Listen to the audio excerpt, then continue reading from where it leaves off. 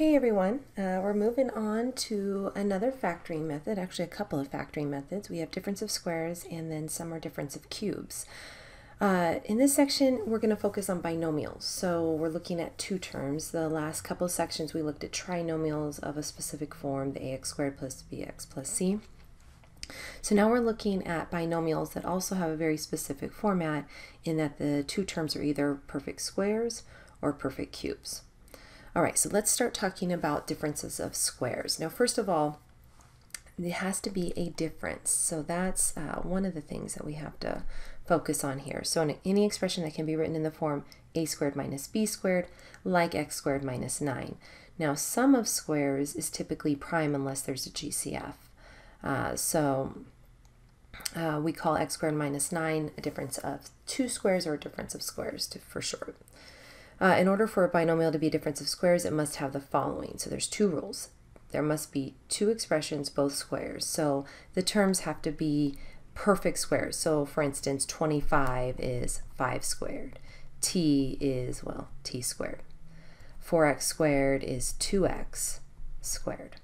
So on and so forth. 100x squared y squared is 10xy, all squared. And that goes back to your exponent rules. So both terms have to be perfect squares, and then they must have different signs. So in the binomial, you must have a different sign. So one positive, one negative, basically. It doesn't really matter the order because you could always rewrite. So for instance, you have this x squared minus 25, so x is being squared, 5 is being squared, subtraction in the middle.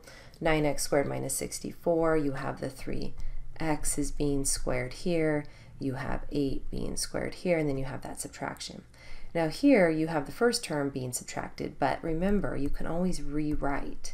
So this is really the same as 36 minus 4x to the 10th, and then you have a difference of two squares. You have 6 being squared, and then you would have 2x to the 5th being squared, because remember when you distribute your exponent, power to a power multiplies, and that's how you would get an x to the 10th.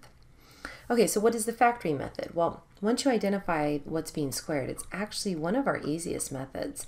So you see difference of squares pop up a lot in your work throughout the class. So to factor a difference of squares, we just reverse. So if we were to FOIL a plus b times a minus b, notice this front two terms are the same, the back two terms are the same. Oh, you might hear Bella, my cat, walking around, getting out of the blinds. Hi, Bella. If you FOIL that, you see what the result is here in the middle. The inner and outer terms end up canceling, and you get a squared minus b squared. So if you want to factor a squared minus b squared, guess what you get? You get a plus b times a minus b. All right, so let's get to some examples. And the big thing here is you just need to identify what is being squared. And you can use the square root to do that. So if you're familiar with square rooting and you're comfortable with that, and we'll talk a little more about that in chapter 10 also, that's another option. So let's look at number 1. We have x squared minus 25. So the first thing you want to do is say, okay, do I have a difference of two squares? And you know, coincidentally, you will in this section because, well, that's what we're studying, difference of two squares. So what's being squared in the first term? Well, x is being squared. Ooh, that looks ugly. Let's try that again. X is being squared, and here 5 is being squared. So how does this factor? Well, it will always factor into two binomials, and it's always the first term being squared, the last term being squared in the binomials, and then just 1 plus, 1 minus. So, sorry, fill that in. X plus 5 times x minus 5. And that's the pattern. So I'll do a couple over here. So if you had x squared minus 36, Bella, you're being really loud. That's x plus 6 times x minus 6. She's getting in a bag. Silly cat.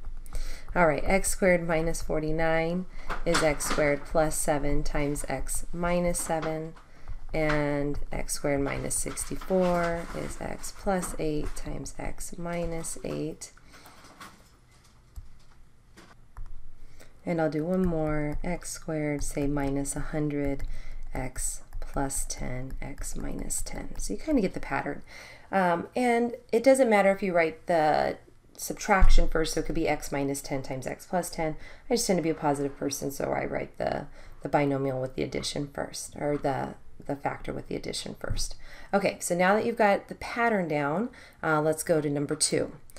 The only thing to really make this harder is put them out of order, or you have to pull out a GCF or make the numbers bigger and add variables. So here you have 6x being squared. Here you have 1 being squared. Remember, 1 is a perfect square, perfect cube, perfect fourth power. 1 times itself any number of times is just 1. And so this ends up factoring 6x plus 1 times 6x minus 1. Kind of box these in, switch colors here. All right, what about 9x squared? Got it. 9x squared minus 64.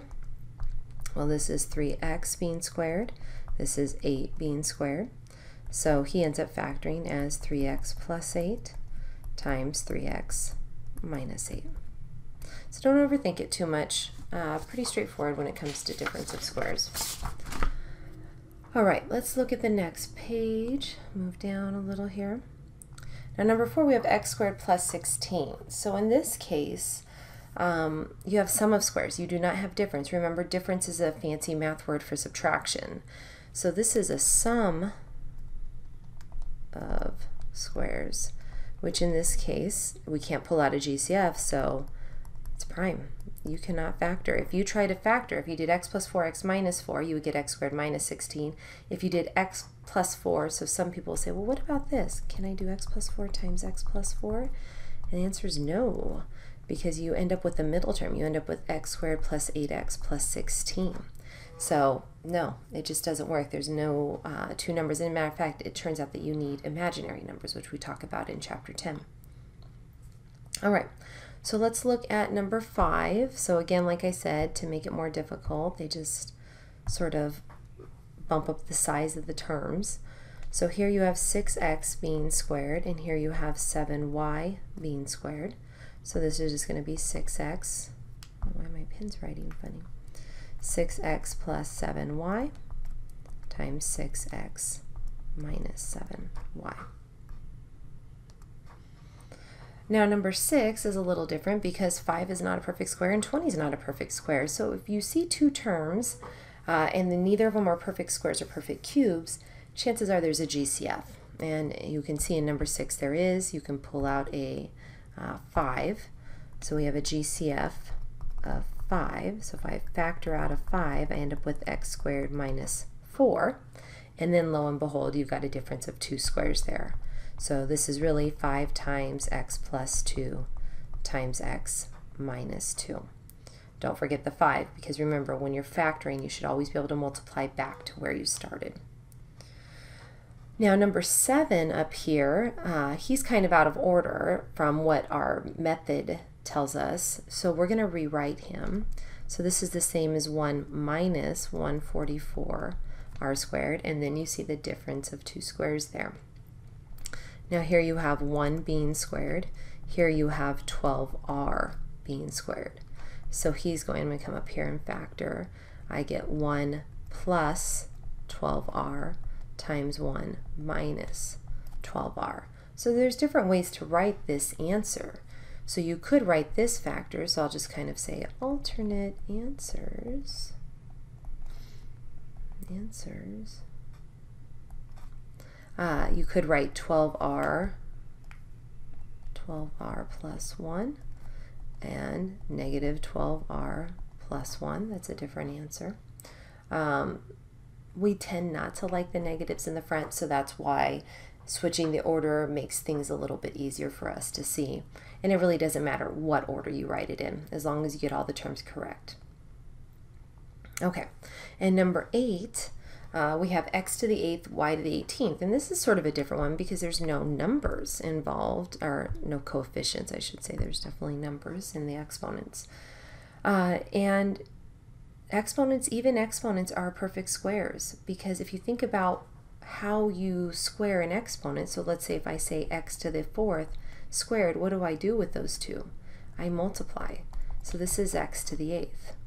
So what's being squared here is x to the 4th squared, and what's being squared here? y to the 9th. So this does factor, and so you end up with x to the 4th plus y to the 9th times x to the 4th minus y to the 9th. Now you have to be careful here because I will get students say that this is a difference of squares, and it's actually not. 9 is a perfect square coefficient, but it's not a square exponent because nothing times 2 equals 9. So you can't factor any further. Now if that, you basically need an even exponent. If you had y to the 10th, you could have kept factoring this back binomial, but in this case, you're done. That's all you can do there. Now caution, I kind of showed you this, that a squared minus b squared is not the same as a minus b squared, because if you FOIL out a minus b squared, you get the middle term. So it's first plus second times first minus second. So it's a plus b, come on stylus, a plus b times a minus b, not a minus b squared. Okay. So now we've got squares down, let's talk about perfect cubes. Factoring sum or differences of cubes. So here, notice you have sum or differences. You're not limited to just differences. So we can go either direction with this, and the difference or sum of two cubes can always be factored. And we have some formulas here. So first thing I wanted to show you and remind you of is when we learned the distributive property in multiplying polynomials. This is a binomial times a trinomial, and you may remember you had to distribute. I call it double distribution when I'm teaching. And look at that distribution, what it results in. A very simple a cubed plus b cubed. And same thing here, if you were to double distribute, whoops, do the b, you end up with a cubed minus b cubed. So what's the difference? Well, all the terms are the same in the binomial and trinomial. You have a and a, b and b, a squared, a b, b squared, b squared. It's only the signs that are different. And so we'll talk about that, and that's a nice pattern because what I call factoring cubes is I call it the SOAP formula. And we'll talk about what that SOAP stands for, and it has to do with the signs. Okay, so first thing I want to remind you of before we get too deep into this is what perfect cubes look like. And so here's kind of a list of numbers that are perfect cubes. So 0.1 cubed is 0.001, 1 cubed is 1, 2 cubed is 8, 3 cubed is 27. So just like with the square method of factoring, in cubes you must identify what is being cubed. So 1 cubed equals 1, 2x cubed equals 8x cubed, 3x squared cubed would be 27x to the 6th. So perfect cube exponents are going to be multiples of 3 because you're multiplying by 3 when you cube. All right, so factoring a sum or difference of two cubes. If you have a cubed plus b cubed, or a cubed minus b cubed, you're still going to get a binomial times a trinomial, just like I showed you in that double distribution. And again, these line up. Look, a, b, b, a squared, a b, b squared. So what's the difference? Well, let's look at one particular example. So the a cubed plus b cubed. You get a plus b times a squared minus ab plus b squared. So you identify what's being cubed. So a is being cubed in this first term, and that's what goes into your formula for factoring. And then b is being cubed. And then we use what I call as SOAP to fill in the signs. SOAP stands for same, opposite, and always positive. Always positive. So Same as the original polynomial that you're factoring, so you're going to have a plus in that original binomial. Opposite as the original polynomial that you're factoring, so you're going to have a minus here, and then AP always positive for that n term. All right, so let's look at number 1 because I've given you lots of rules, but examples are what really help us out. So number 1, we have x cubed plus 125. So again, the first thing you want to do is identify, do you have a sum or difference of 2 cubes? And we do. Here, x is being cubed, and here 5 is being cubed. So what that tells us is we're going to be able to factor. We're going to have a binomial and we're going to have a trinomial. In the binomial, you just plug in whatever's being cubed, the x and the 5. You will never use the x cubed or 5 cubed in the formula. That's if you multiply it all together. That's what you get. In the trinomial, you take that first term, whatever it is, in this case x, and you square it, so you get x squared. In the middle, you multiply these two terms, so 5x, and then the last term in the trinomial is the second term squared, so 5 squared, which is 25. That's what the formula says. So if this is your first term, we'll call them second term, this is always going to be the first squared. This is always going to be first times second, and then second squared. So I when I teach this in class, I make students repeat that. First squared, first times second, second squared. And first and second are what's being cubed. Now notice I didn't fill in any signs, and that's because SOAP takes care of the signs. So same, opposite, always positive, no matter if you're factoring a sum of cubes or a difference of cubes. So that way you're not trying to memorize 2 different formulas. So if I come in, S stands for same, so it'll be same as the original polynomial, so that's going to be a plus. This will be a minus, this will be a plus. Okay, and so that's where we end up. X plus 5 times x squared minus 5x plus 25. And you're done. All right, let's look at the next one. Number 2, x cubed minus 8. So again, you want to identify what's being cubed. Scroll down a little bit. So here you have x being cubed, and here you have 2 being cubed. So you're going to factor into a binomial times a trinomial. In the binomial, you're just going to have what's being cubed, the x and the 2. In the trinomial, remember it's first squared, first times second, second squared. So first squared would be the x squared. In the middle, first times second, x times 2 is 2x. Make that look like an x. And then the last term is second squared, which is 2 squared, giving me 4. SOAP fills in the signs. Same as the original, opposite of the original, and always positive. Now, this back trinomial is always prime. If you could factor him, I would give you a different method where he was factored. So that guy ends up always being prime. You're always going to end up with this binomial times a trinomial, and you can't factor any further. So don't worry about trying out that AC method on that guy, although he looks like you could. All right, number 3. So this would be a point where I'd say, give this one a try yourself. So pause the video and then come in and see if we match up. I'm going to switch pen colors here. So 8x cubed plus 27, again, identifying what's being cubed. In this case, it would be 2x is being cubed and 3 is being cubed. So you're going to have the binomial, trinomial. In the binomial, the 2x and the 3 will fit there. In the trinomial, you're going to have 2x squared, which is 4x squared. In the middle, 2x times 3, which is 6x. And then in the last space, 3 squared, which is 9. And then SOAP fills in the signs. So this was a sum of 2 cubes, so we'll have same as plus, opposite is minus, always positive. So once you get that formula memorized, it actually goes pretty quickly.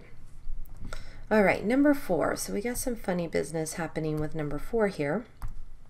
As you see, 7 is not a perfect cube, and neither is x to the 4th. So that tells us we most likely have a GCF, which we do in this case. So GCF here, is going to be 7x. I can pull out an x also, and you always pull out the GCF. Remember I said that's your step 0. So I have 7x, I'm pulling out of the binomial, and I'm left with x cubed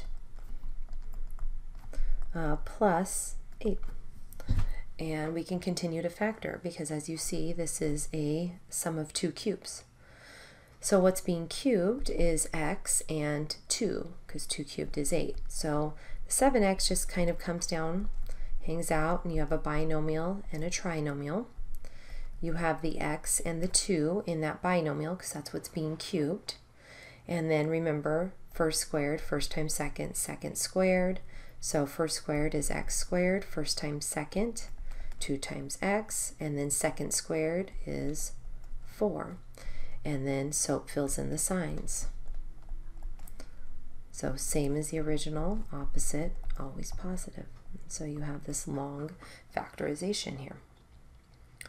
All right, and then number 5. I think you're starting to get a hang of this now. It's already set up as a sum of 2 cubes.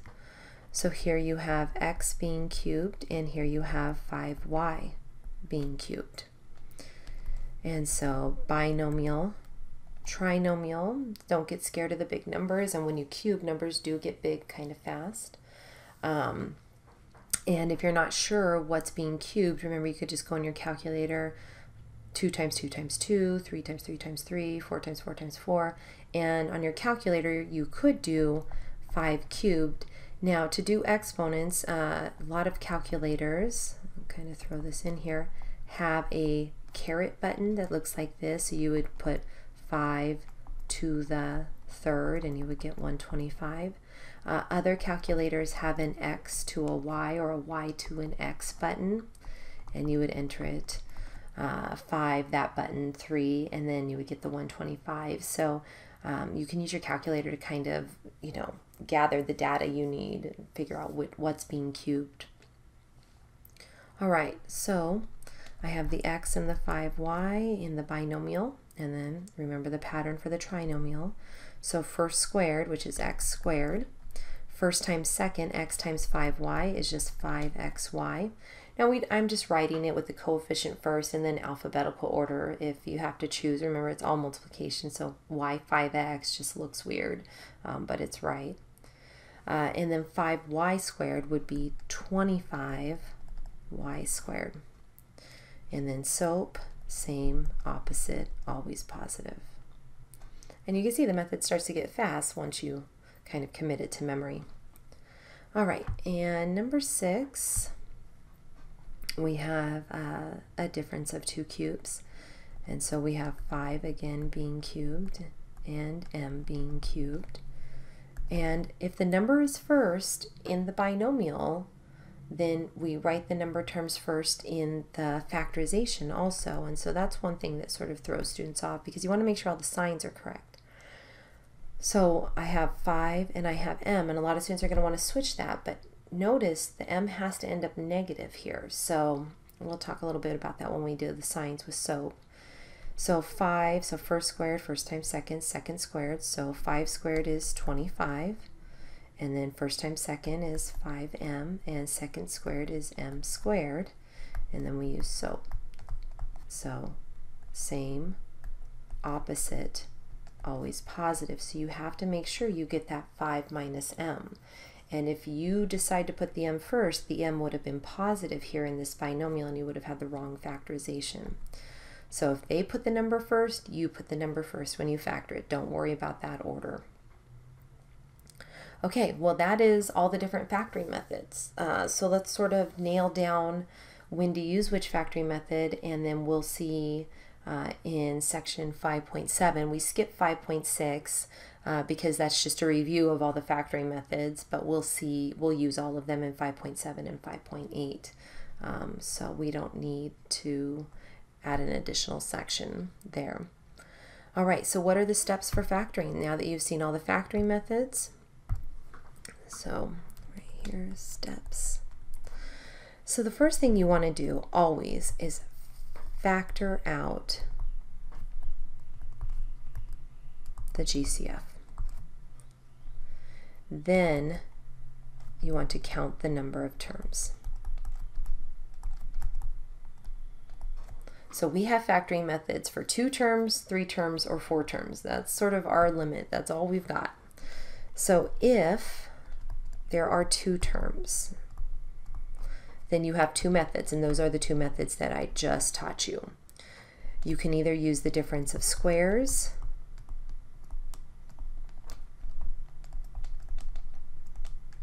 or the sum or difference of cubes. If it doesn't fall into that pattern, we can't factor it. We just don't have the tools. And that's where when you go on to different algebra courses, higher level algebra courses, you'll get some additional methods of factoring or solving that we don't cover here in Math 89. If there are 3 terms, I taught you 2 methods. Write this a little nicer. 3 terms. You either had the AC method, and this is where we have ax squared plus bx plus c, but a was 1. Or I taught you the reverse FOIL method.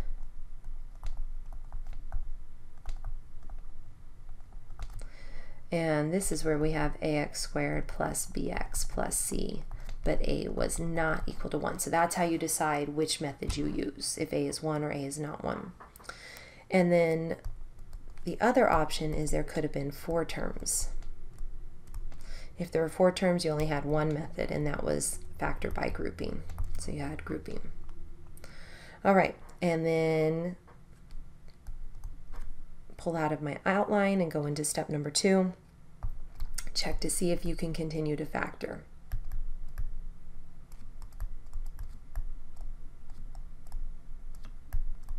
So sometimes you pull out a GCF, continue to factor, and then you can continue to factor. Sometimes you'll do a difference of squares. So let's say if I did, here's one that comes up a lot, x to the 4th minus 81.